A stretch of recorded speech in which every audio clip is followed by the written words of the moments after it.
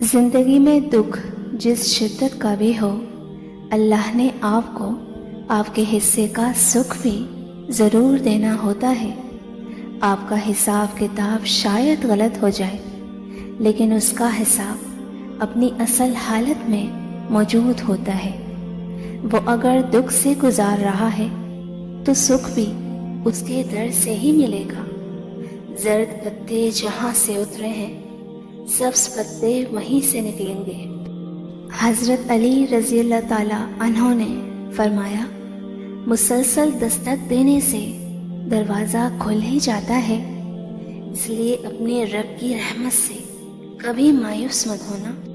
یہ دنیا جو تمہیں ناممکن سے ڈراتی ہے، تمہارا اللہ اکیلا ہی اس دنیا پر بھاری ہے۔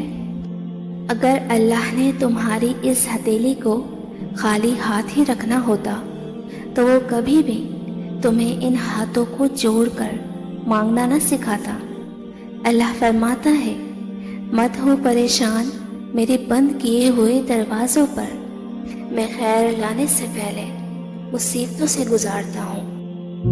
وہ اللہ جو اندھیری رات کو روشن دن میں بدلنے پر قادر ہے، وہ تمہاری زندگی کے اندھیروں کو امید اور خوشیوں کی روشنی عطا کرنے پر بھی قادر ہے، بس شرط صبر اور اس کی عظمت پر یقین ہے۔